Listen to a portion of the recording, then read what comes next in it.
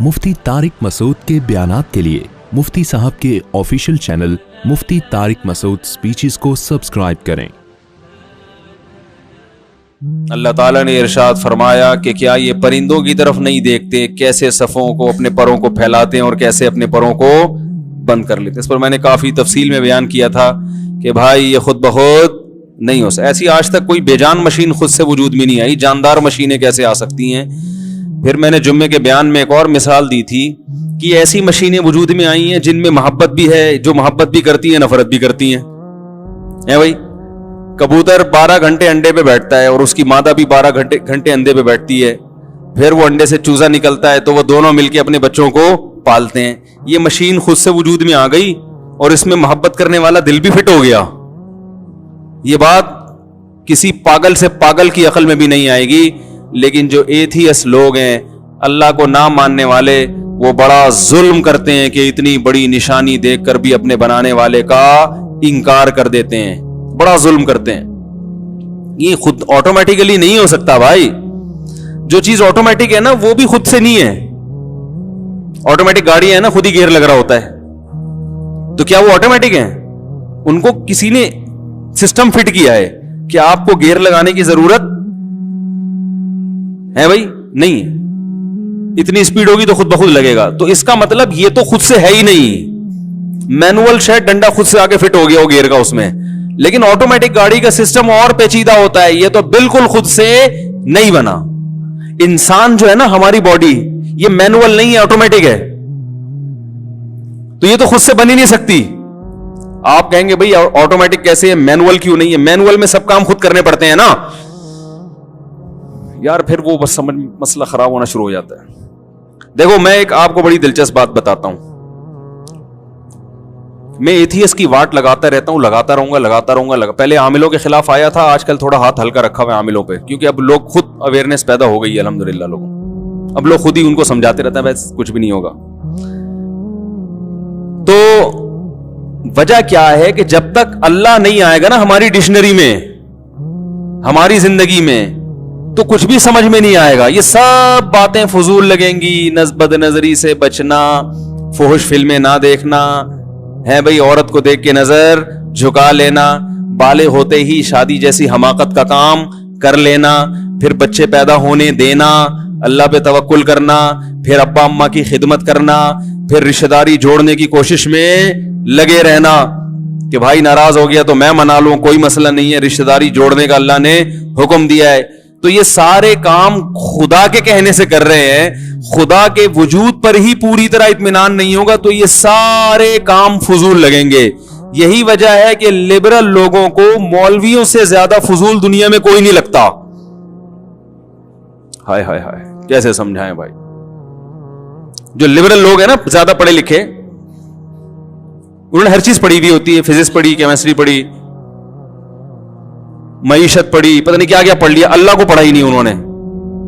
तो उनको फिजिशियन भी समझ में आ रहा था, जो मेडिकल डॉक्टर होता है ना, जो डॉक्टर होता है मेडिकल, वो डॉक्टर भी समझ में आ रहा होता है उनको, एक साइंटिस्ट भी समझ में आ रहा होता है, उनको मौलवी समझ में आ ही नहीं रहा होता। कह रही पता नहीं किस किस्म की बातें करते हैं, कब्र की और आसमान के ऊपर की और जन्नत दोज़ख मरेंगे। अबे भाई तू जिंदा है, पहले इसका तो हल करो मसाइल।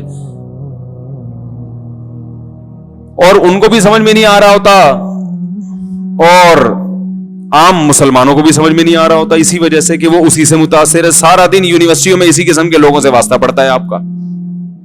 अल्लाह रसूल की बात खत्म। सारा दिन पढ़ाते रहेंगे, दुनिया पढ़ाते रहेंगे। ठीक है, दुनिया को किसने मना किया पढ़ने से? जिसने दुनिया बनाई है उसको भी तो पढ़ो ना। उसको किस तरह से पढ़ते हैं, कुरान का क्या हाल किया हुआ है। उसको बस वो मुर्दों के इसाले सवाब के लिए पढ़ा जा रहा है। ये नाजिल हुआ था जिंदों के लिए है। देखो जो मर गए ना उनके बारे में कुरान कह रहा है तिलका उम्मतुन कद खलत। अभी मैं इंसान का बताऊंगा, मैनुअल है ये ऑटोमेटिक, ये मैंने मिसाल दी, भूल ना जाऊं। जो मर गए ना, मर गए, उनके बारे में कुरान कहता है तिलका उम्मतुन कद खलत, ये कौम है जो गुजर गई, छोड़ दो। देखो बनी इसराइल के वाकयात अल्लाह ने कुरान में सुनाए। उन्होंने हजरत मूसा को यूं सताया, फिर ऐसे किया, फिर ऐसे किया, फिर अल्लाह ने एक फरमाया कि ऐसा ना हो कि कहीं ये बनी इसराइल में उलझ के रह जाएं, اسی کو موضوع بحث بنا لے. بنی اسرائیل ایسے تھے, انہوں نے موسیٰ علیہ السلام کو ستایا تھا, وہ گائے نہیں ذبح کی ان کمبختوں نے کوہ طور پہ موسیٰ علیہ السلام نے بلایا, اللہ کی آواز سن کے بھی کمبختوں نے انکار. ایسا نہ ہو ان کا ٹاپک یہی ہو. اس لیے اللہ نے فرمایا تلک امۃ قد خلت, ایک قوم تھی جو گزر گئی. ہم ان کے واقعات اس لیے نہیں سنا رہے ایک ہسٹری بیان کرنے کے لیے کہ تمہاری نالج میں اضافہ ہو. گزر گئی وہ قوم. لہا ما کسبت, جو کمانا تھا انہوں نے کما لیا. وَلَكُمْ مَا كَسَبْتُمْ, تم زندہ ہو. ہم تم سے خطاب کر رہے ہیں, تمہارے لیے یہ واقعات بیان کر رہے ہیں کہ تم جو کرو گے اس کا بدلہ تمہیں ملے گا.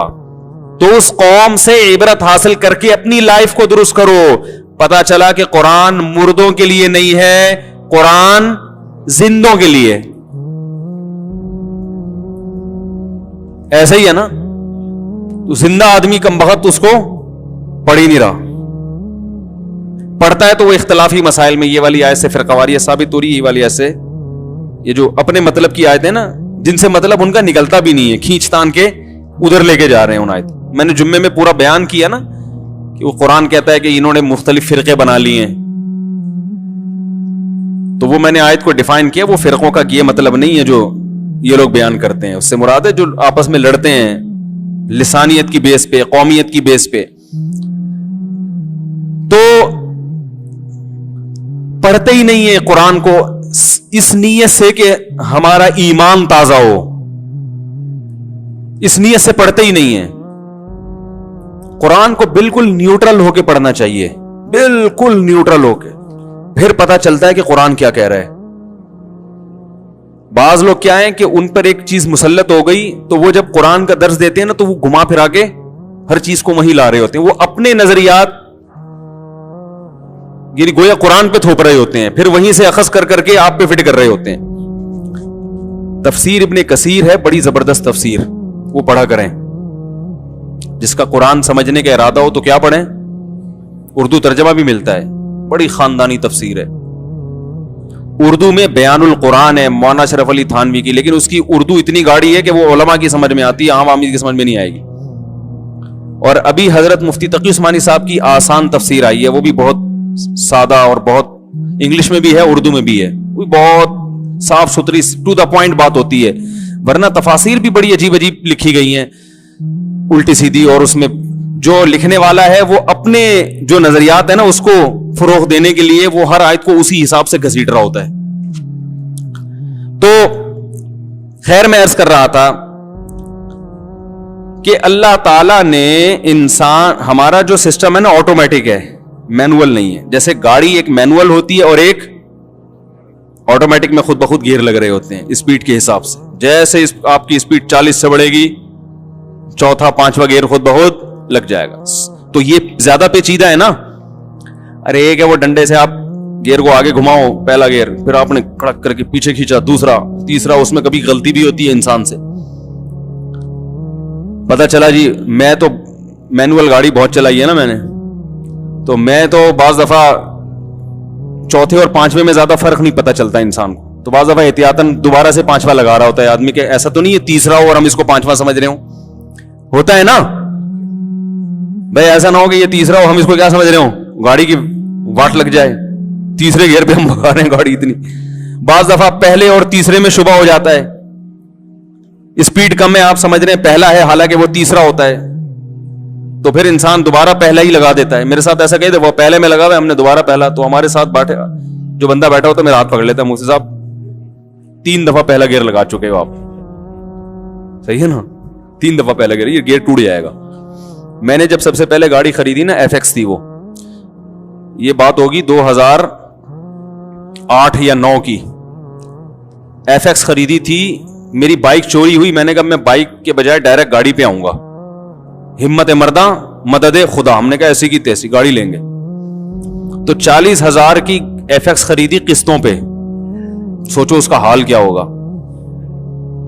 ہم نے کہا تجربے کے لیے یہ ٹھیک ہے. 40,000 کی FX خریدی, 3,000 روپے ماہانہ قسط تھی اس کی.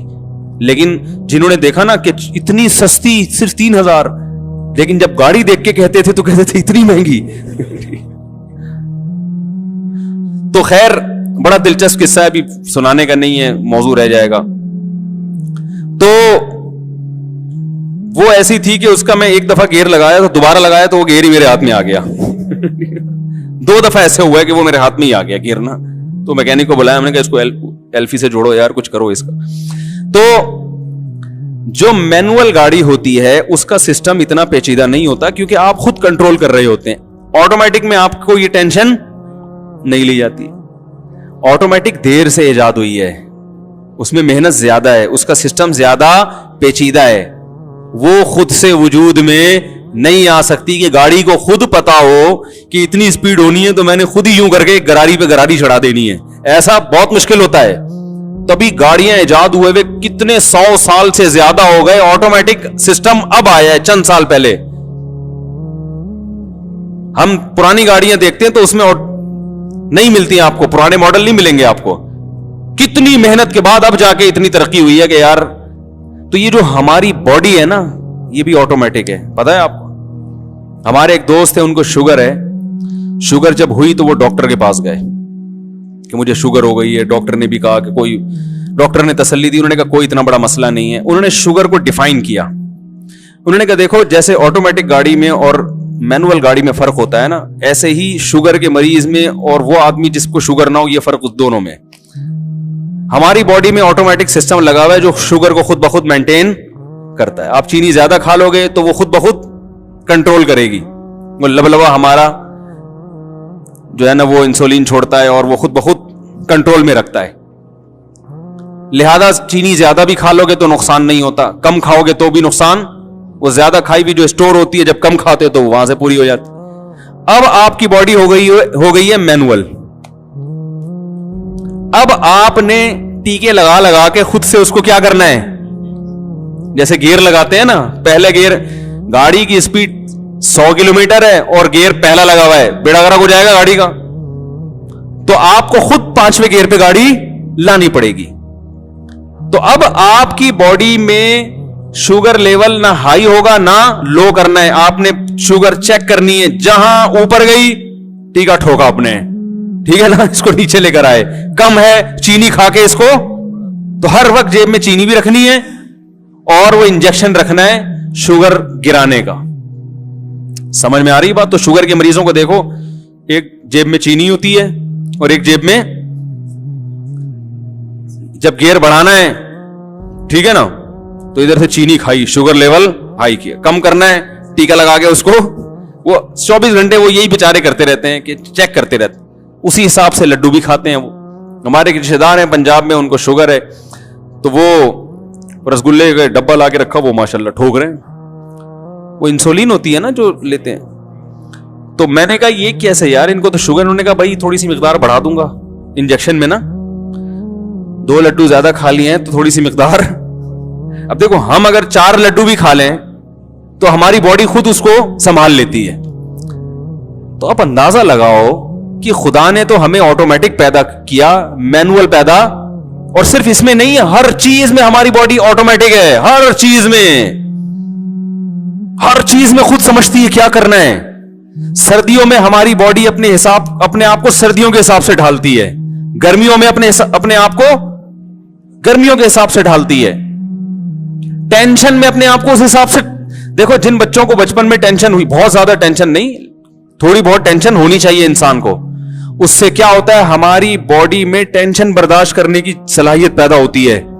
تبھی یہ جو ممی ڈیڈی والے بچے ہوتے ہیں نا, برگر فیملیوں کے, یہ پاگل جلدی ہوتے ہیں. پتہ ہے آپ کو, یہ جب پریکٹیکل لائف میں آتے ہیں تو اسکول میں گئے تو وہاں پھڈے بازی شروع, تو انہوں نے کبھی گھر میں ابا سے پٹے ہی نہیں ہوتے, کبھی ٹینشن دیکھی نہیں ہوتی, کبھی کسی نے اونچی آواز سے ان سے بات نہیں کی ہوتی. ساری ہر کام ان کا وقت پہ ہو رہا ہوتا ہے. تو ذرا سی کہیں ٹینشن آئے یہ فوراً ڈپریشن کی طرف چلے جاتے ہیں, کیونکہ ان کی باڈی کو میں وہ صلاحیت ہی پیدا نہیں ہوئی غموں کو جھیلنے کی, ٹینشن کو. غریب کا بچہ دیکھو وہ ڈپریشن میں نہیں جاتا. غریب کا بچہ پٹ پٹ کے جوان ہوتا ہے گھر میں. ٹھیک ہے, ایک رضائی میں 10-10 بچے سو رہے ہوتے ہیں, انجوائے کرتے ہیں اسی کو. پھڈے ہوتے ہیں ان کے رات کے وقت نا رضائی پہ, لحاف پہ, وہ انہی پھڈوں میں بالآخر جوان ہو جاتے ہیں. پھر ان کو کوئی نقصان بھی ہو परवाह नहीं है भाई, हमने तो इससे बड़े बड़े नुकसान तो बगैर रजाई के सोए हैं सर्दियों में। तो अल्लाह ताला ने इंसान को ऐसा बनाया, तभी मैं कहता हूं कि लड़कों को लड़कों में रखा करो, थोड़ा सा फड्डेबाजी भी करने दिया करो, बहुत ज्यादा छुई मुई ना बनाओ। जिंदगी बड़ी खतरनाक गुजरती है इंसान की, मुस्तकबिल में बड़ी बहुत आजमाइशें आती हैं। इतना ज्यादा छुई मुई बना देना उसको, ये उसके लिए नुकसानदेह है। माएं बाज दफा अपने बच्चों पे बिल्कुल भी सख्ती नहीं करती। बच्चे को मां से तो कम से कम पिटते रहना चाहिए वक्तन फवक्तन। बाप की मार फिर ज्यादा डेंजरस हो जाती है, वो ज्यादा सख्त हो जाती है।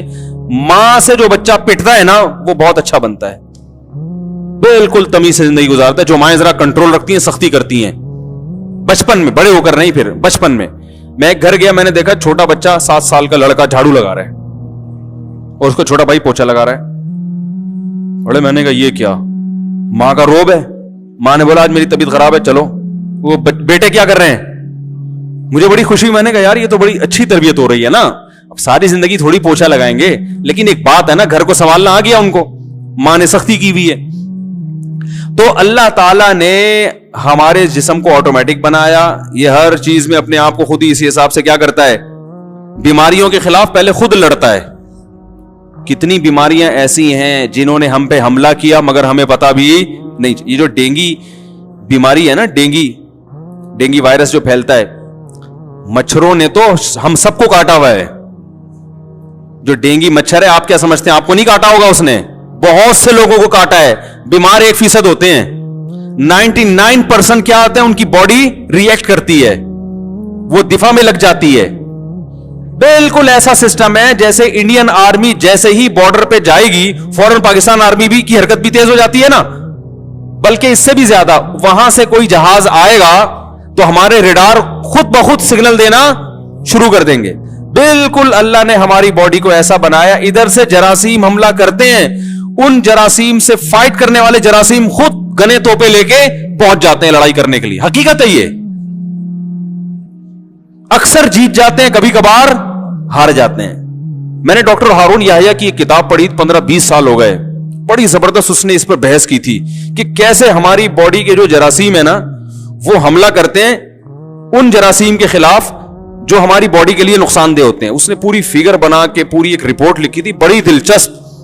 बिल्कुल वही मंजर होता है जो मैदान जंग में होता है। कौन से जरासीम ने जाके फाइट करनी है वो भी बॉडी को पता होता है, ये वाले फेंको, ठीक है ना। कैसे लड़ना है, कितना लड़ना है, इतनी जबरदस्त फाइट होती है। और जैसे जब जीती हुई कौम एक दफा जब जीतती है तो उसका मोराल बुलंद हो जाता है, फिर अक्सर वो जीतती रहती है। और शिकस्त खुर्दा कौम की मुकद्दर में फिर क्या होती है? शिकस्त। बिल्कुल ऐसा ही है। जब एक बीमारी हमारी बॉडी पे हमला करे और हमारी बॉडी उस पर काबू खुद से पाले, एंटीबायोटिक के जरिए नहीं, खुद से काबू पाया उसने, वो बीमारी फिर क़यामत तक हमला करने के काबिल नहीं रहती। क्योंकि वो जरासीम एक दफा फाइट करके इतने पावरफुल हो चुके होते हैं कि वो कहते हैं, वो आस्तीन चढ़ा के बैठे रहते हैं, बोलते हैं भाई कोई और जरासीम आ जाए, जो अलग मुल्क की फौज आ जाए लड़ने के लिए, इस मुल्क की फौज अब दोबारा हमसे लड़ने के काबिल, वो कोई और बीमारी हमला कर देगी, ये वाली नहीं करेगी हमला। कितनी भी हेपेटाइटिस जिनको होता है, बॉडी पे जब हेपेटाइटिस का हमला होता है ना, तो हेपेटाइटिस के खिलाफ जो जरासीम है जब वो फाइट करते हैं, आपको पता भी नहीं चलता। वो फाइट करके अगर जीत जाएं तो क़यामत तक आपको दोबारा हेपेटाइटिस, बोलो भाई, नहीं हो, और आपको पता भी नहीं चलता। मेरी दफा मैंने वाकया सुनाया था ना, वो इंडस हॉस्पिटल में मैंने ब्लड दिया किसी को, कोई मरीज थे वो मांग रहे थे, मैंने ब्लड दे दिया। तो इंडस हॉस्पिटल वाले क्या करते हैं, ब्लड जब आप उनको देते हैं तो वो पूरी रिपोर्ट 12-15 हजार के टेस्ट भी फ्री में आपको करा के दे देते। तो उन्होंने मेरा टेस्ट वेस्ट करा के सबकी रिपोर्टें दे दी, मुझे नहीं दी। हम फोन करने, भाई हमारी भी रिपोर्टें दे दो। उन्होंने कहा बड़ी कोई डेंजरस रिपोर्ट आई है, कोई खतरनाक रिपोर्ट आई है। तो हमने इन्ना लिल्लाहि व इन्ना इलैहि राजिऊन एहतियातन, हमने कहा ये बता नहीं रहे शायद, तो भाई सारे कर्जे वर्जे जो भी जिसका लेना देना है, जो भी हिसाब किताब है भाई, और तैयार। हमने कहा यार ये कुछ खतरनाक रिपोर्ट आई है जो ये छुपा रहे हैं कि भाई मुफ्ती साहब कहीं डर ना जाएं या कोई परेशान ना हो जाएं, छोटे छोटे बच्चे हैं। तो ये सब चीजें सोच के, क्योंकि रिपोर्ट दे नहीं रहे और बता रहे हैं कि यार कुछ मसला है। तो खैर जी, हमने तो इन्ना लिल्लाहि व इन्ना इलैहि राजिऊन पढ़ ली। हमने कहा अब जाहिर है ख्याल आता है यार तो फिर अपने आप को तसल्ली भी दे रहे हैं, मर जाएंगे ना, क्या हो गया, मर जाएंगे ना। अच्छा है पहले पता चल गया, तौबा इस्तिगफार और जो है ना एक आखिरी 4 शादियों पे जबरदस्त बयान करके मर जाऊंगा, कोई मसला नहीं। अभी तो डर होता है, औरतें परेशान होती हैं, लोग मलामतें करते हैं, तो मर जाएंगे तो जो मर्जी करते रहो भाई तुम। तो मैंने कहा कोई मसला नहीं, आखिरी बयान मेरा गैरत के ताने दूंगा, बेगैरत माजरत के साथ कि तुम्हें शर्म नहीं आती यार, इतना हो गया बोलते हुए अब तो मैंने कहा ये करके और रूहानी आमिलों की तबीयत से धोगे ना उनको, जो मेरे जिनको मैं समझता हूं मुआशरे की जरूरत है। वो खैर उन्होंने फिर रिपोर्ट दी। उन्होंने कहा भाई मसला ये था कि वो यही हुआ था कि आप पे हेपेटाइटिस का हमला हुआ था, लेकिन वो अल्लाह का शुक्र है वो आपकी बॉडी ने ही वो खुद से ऐसी वो चीजें पैदा की हैं कि वो उसको दबा दी। उन्होंने कहा अब आपको मुबारक हो, इंशाल्लाह आप पे हेपेटाइटिस का हमला कभी भी इंशाल्लाह नहीं होगा, आपकी बॉडी में दिफा इतना पैदा हो गया है कि वो आप पे नहीं होगा इंशाल्लाह। तो कह रहे वो ये था जरा हमें इसमें देर लग रही थी इसलिए। अब देखो मुझे तो पता ही नहीं कब हमला हुआ है।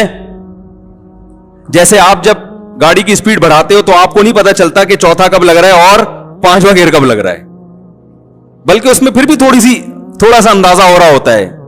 जो ऑटोमेटिक गाड़ी है ना, जब स्पीड बढ़ती है तो एकदम हल्की हो जाती है गाड़ी इससे, लेकिन यहां तो इतना भी ऐसा ऑटोमेटिक सिस्टम है कि रिपोर्ट से पता चला कि भाई हमला हुआ और बॉडी ने उसका दिफा भी कर लिया। हमें तो ना हमले का पता चला, भाई कब हेपेटाइटिस का मुझ में हमला हुआ और कब बॉडी ने उसके खिलाफ फाइट करके उस पर काबू पाया।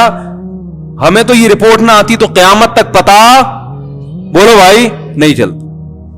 उन्होंने कहा आपको नहीं होगा इंशाल्लाह, और ना आप कुछ झूठा पिया आपका उसको भी नहीं होगा। उन्होंने कहा ये ऐसे नहीं लगती, ये खून से लगती है बीमारी। उन्होंने कहा लेकिन आपने ब्लड किसी को दिया और उसकी बॉडी में ये जरासीम जाएंगे और उसकी बॉडी ने अगर फाइट नहीं कर सका तो उसको हो जाएगा, इसलिए आप सारी जिंदगी किसी को ब्लड नहीं दे सकते, बस ये पाबंदी आप पर, और कोई पाबंदी नहीं है। हमने कहा चलो इज्जत रह गई, वरना हर दूसरे दिन को ऐसा ब्लड चाहिए, नहीं दो तो लोग बोलते हैं कि यार इधर बयान करते हैं इंसानियत की खिदमत है। तो ऐसे तो मेरा ब्लड कोई नहीं ले रहा, लेकिन वैसे जो मेरा ब्लड चूसते हैं ना लोग, वो बाल्टियां भर भर के। अभी ऐसे ही इसर के बाद एक साहब आए मिलने के लिए, वो गए हैं, दूसरे आगे बैठ गए, वो अभी गए नहीं है, तीसरे आगे बैठ गए। अबे भाई किस किस से कैसे मिले यार आदमी, अल्लाह के बंदो थक जाएगा। इस तरह से अल्हम्दुलिल्लाह चूस रहे हैं खून। तो भाई ऐसा ना हो कि लग जाए कुछ, ठीक है ना, बद्दुआ ना लग जाए कम से कम। तो मैं जो असल बात बयान कर रहा हूं, ऐसे बहुत सारी चीजें होंगी, आपके साथ भी हो सकता है हुआ हो, कोई और बीमारी ने हमला किया हो लेकिन आपकी बॉडी उस पर। तो वो जो डॉक्टर हारून याह्या थे ना, उन्होंने बड़ी जबरदस्त बात की। उन्होंने कहा 24 घंटे जरासीम हम पे हमला कर रहे हैं, 24 घंटे, और 24 घंटे हमारी बॉडी के जरासीम उनसे लड़ रहे हैं, और एक महाज पे नहीं दर्जनों महाजों पे लड़ रहे हैं। हर वक्त की जंग है ये। यही वजह है कि जैसे ही हमारी डेथ होती है फौरन हमारी बॉडी सड़ना शुरू। क्यों? इसलिए कि अब जब बाहर के जरासीम हमला करते हैं तो अंदर के जरासीम हमला करने के काबिल नहीं रहते। 24 घंटे में लाश से सड़ी हुई बदबू आना शुरू हो जाती है। तो वो जो लाश खराब होती है ना, जो जर्म्स हमला करते हैं, वो अब भी कर रहे हैं, लेकिन अभी हम खराब बोलो नहीं हो रहे, वो अब भी कर रहे हैं। जो हमारे गोश्त को सड़ाने की फिक्र में लगे हुए हैं, गोश्त को खाने में लगे हुए हैं, सड़ाने में लगे हुए हैं, हर चीज को खराब करने में लगे हुए हैं, लेकिन अभी क्या है, वो जितनी पावर से हमला कर रहे हैं, हमारी बॉडी भी उतनी, जो इसमें रेजिस्टेंट पावर है वो उससे भी ज्यादा है। वो हमारी बॉडी के जरासीम तोपे लेके मुकाबला। जिस दिन हम मरे तो हमारे जरासीम भी हमारे साथ उनकी तोपों से भी वो भी मर गई। तो देखो 24 घंटे नहीं लगते सड़ने में इंसान। 24 घंटे में अल्लाह बताते हैं ये है तू, असल तो तेरी औकात ये। तो मैंने अंदर जरासीम डाले हुए थे फाइट करने के लिए, उनको बारूद दिया हुआ था, धाड़ धाड़ आपस में क्या हो रही थी, फायरिंग हो रही थी। जैसे अल्लाह ना करे अभी 1000 किलोमीटर पे आर्मी है, वो अगर बॉर्डर छोड़ दे तो कितना टाइम लगेगा इंडिया को घुसने में? 24 घंटे में मुल्क का बेड़ा, ऐसा ही है ना, बेड़ा गर्क हो जाएगा मुल्क का। तो हर वक्त की फाइट हो रही है, हमें नहीं पता है, बॉर्डर पे सब कुछ हर वक्त वो इधर रोक के रखे हैं उन्होंने, इधर हमारे वालों को रोका हुआ है। बिल्कुल ऐसे ही اور وہ تو مینوئل ہے, آٹومیٹک نہیں ہے, وہاں تو باقاعدہ فوجیں بھیجی جاتی ہیں, بٹھایا جاتا ہے. اندر کا سسٹم اللہ نے بنا کے سافٹ ویئر ڈال دیے ہیں, آٹومیٹکلی کام کر رہے ہیں, پتہ ہی نہیں چلتا. ادھر سے فلاں چھینکا, اس کے جراثیم گئے, ادھر سے ہماری باڈی نے اس کو باہر نکال دیا یا مار دیا, جان سے مار دیا اس کو. ایسا خاندانی سسٹم اللہ نے بنایا ہے. اور یہ بھی عجیب بات میں آپ کو بتاؤں, دیکھو آپ نے دیکھا ہوگا کچھ لوگ بہت اچھا کھاتے ہیں, شکل پھر بھی اچھی نہیں ہوتی, معذرت کے ساتھ ہیں, کیا خیال ہے؟ کچھ بہت خراب کھا رہے ہوتے ہیں, پھر بھی بہت بال بڑے گھنے ہوں گے, ان کے چمک رہے ہوں گے. یہ بھی اس لیے کہ ہماری باڈی آٹومیٹک سسٹم ہے اس کا, وہ مینوئل نہیں ہے. بالوں میں گندھک ہوتی ہے, سلفر ہوتا ہے, تو اب آپ نے بالوں کو خوبصورت بنانا ہے. فش میں ہوتا ہے نا یہ, تو فش آپ نے کھانا شروع کی, کیا سب کے بال خوبصورت ہو جاتے ہیں؟ تھوڑا سا فرق پڑے گا, زیادہ نہیں پڑتا. اور ایک آدمی ہے جو کریلے کھا رہا ہے صبح شام, بال اس کے, وجہ کیا ہے؟ یہ بھی اللہ نے باڈی میں نا آٹومیٹک سسٹم لگایا ہوا ہے کہ اللہ نے اس کو خوبصورت بنایا ہے, تو اس کی خوبصورتی کو مینٹین رکھنے کے لیے جن جن چیزوں کی ضرورت ہے, اور جہاں ضرورت ہے, روٹی جب ہم کھائیں گے تو باڈی وہ تمام چیزیں وہاں سے کھینچ کے اپنی اپنی جگہ پر اپنے ڈپارٹمنٹ میں خود بخود پہنچا دے گی. سمجھ رہے ہیں؟ وہ خالی روٹی پہ ہی بہت اچھے سیٹ ہوئے ہوتے ہیں, ٹھیک ہے نا. اور ایک آدمی مچھلی کھا کھا کے, مچھلی کے کیپسول کھا کھا کے پھر بھی گنجا ہے, وہ بال خوبصورت تو دور کی بات, اگ ہی نہیں رہے. فرق پڑتا ہے گولیاں کھانے سے, لیکن زیادہ نہیں پڑتا. گاڈ گفٹڈ اس میں, یعنی اللہ کی طرف سے جو گفٹ, قدرتی جو تحفہ ملا ہوتا ہے نا, وہ زیادہ مؤثر ہے اس میں. لمبے قد, چھوٹے قد, یہ سب آٹومیٹک سسٹم ہے. میری ایک چھوٹی بچی نا, وہ اس کے ٹونسلز تھے, بیمار رہنے لگی تھی, وہ خیر علاج ہوا اس کا, تو کھاتی بھی بہت کم تھی. میں نے ڈاکٹر سے کہا, میں نے اس کا قد نہ چھوٹا رہ جائے. ڈاکٹر نے کہا قد نہیں چھوٹا رہے گا. انہوں نے کہا یہ اللہ نے ایسا سسٹم بنایا جس نے لمبا ہونا ہے نا, وہ تھوڑا بھی کھائے گا وہ لمبا ہو جائے گا, وہ لمبا ہوگا. اور جو کمبخت, معذرت کے ساتھ کمبخت تو نہیں کہنے چاہیے, جو جس کو اللہ نے چھوٹے رہنے کے لیے بنایا ہے, وہ جائیدادیں بھی کھا جائے گا, وہ لمبا نہیں ہوگا. وہ اتنے کا, وہ ایک ٹھگنی عورت سے شادی ہو گئی نا, ایک آدمی کی ایک ٹھگنی عورت سے شادی ہو گئی, بچے اتنے نا, اب وہ بڑے ہی نہیں ہو رہے. وہ ماں پہ چلے گئے تھے, ٹھیک. تو وہ ماں بچوں کو کہہ رہی ہے کہ کھانا کھا لو بیٹا, جلدی جلدی کھا لو, بڑے ہو جاؤ. تو وہ کہہ رہے یہ بڑے نہیں ہوں گے, یہ اتنے کے اتنے ہی رہیں گے. کہہ رہے ان کے ساتھ کے پودے لایا تھا, وہ بڑے ہو گئے, یہ کمبخت اتنے کے اتنے ہی ہیں. وہ پودے اتنا کھا نہیں رہے, اس کو تم کو دیکھو کہاں تک نکل گئے وہ. تو وہ جل کٹ کے کہہ رہا تھا کہ یہ ٹھگنی سے شادی کرنے کا نتیجہ ہے کہ یہ, اور کہہ رہے جتنا کھلائے گی نا اور چھوٹے ہو جائیں گے یہ. تو خیر یہ تو ایک مزاح ہے, لیکن حقیقت یہی ہے کہ جس کو اللہ نے جیسا بنا دیا. حکیم سعید صاحب بڑے پیارے آدمی تھے, بڑی پیاری, ہم نونہال پڑھا کرتے تھے بچپن میں. آج کل تو بچوں کو کوئی ڈھنگ کی چیزیں پڑھنے کو دی نہیں جاتی, ویڈیو گیم میں لگایا ہوا ہے. بڑی پیاری باتیں اس میں ہوتی تھی نونہال میں. تو کسی نے ان کو لکھ کے دیا میرا قد چھوٹا ہے, مجھے کوئی دوا دیں بڑا ہو جائے. انہوں نے کہا یہ بڑا نہیں ہو سکتا, آپ اپنی سوچ کو بلند کر لو, آپ فکر کو بلند کر لو. قد کے لحاظ سے آپ چھوٹے ہو, کارنامے آپ کے بلند. یہ مینوئل ہے, یہ آٹومیٹک. تو کام ایسے کرو کہ چھوٹے قد کے باوجود لوگ آپ کی عزت کریں. بولے چھوٹا قد ہے, کام اس کے بڑے بڑے. عبداللہ ابن مسعود رضی اللہ تعالیٰ عنہ کا چھوٹا قد تھا, اور پنڈلیاں چھوٹی چھوٹی پتلی پتلی پنڈلیاں تھی. دبلے بھی بہت تھے, قد کے چھوٹے بھی بہت تھے. نبی صلی اللہ علیہ وسلم اپنے ازار کو نا آدھی پنڈلی تک رکھا کرتے تھے.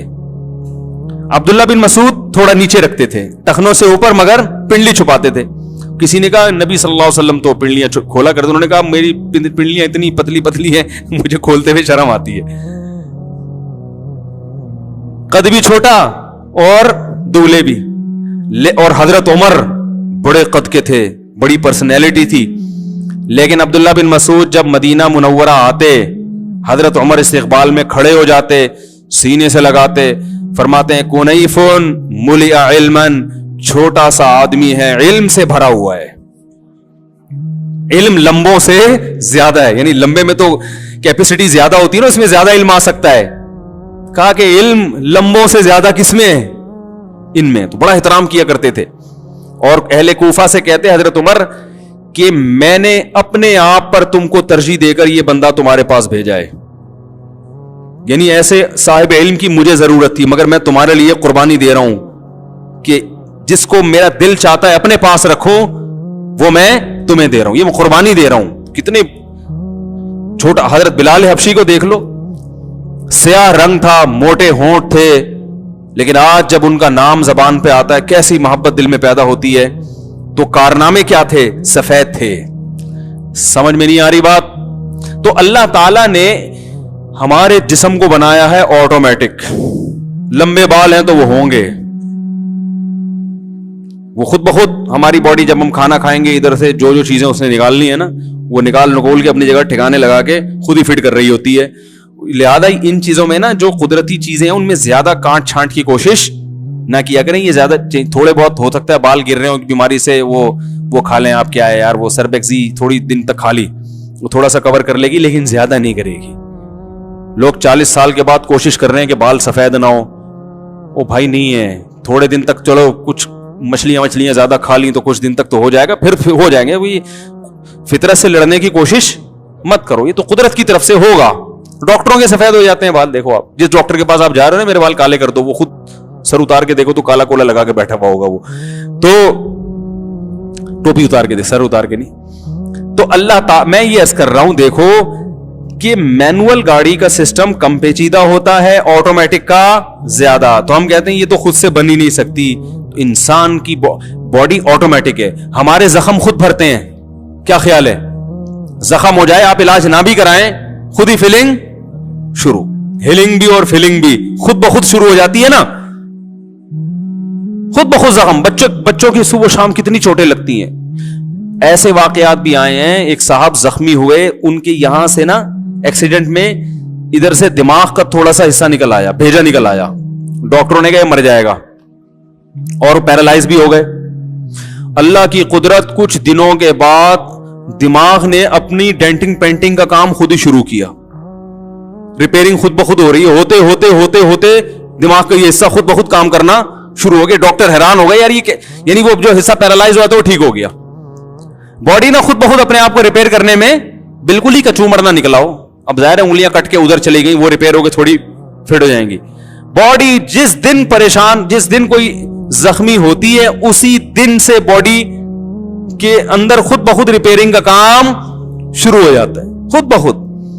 تو کیسا اللہ کا نظام ہے. بچہ پیدا ہوتا ہے ماں کی چھاتیوں میں آٹومیٹک دودھ آ جاتا ہے. تو بھائی یہ خود سے نہیں ہو سکتا. کیا خیال ہے بھائی؟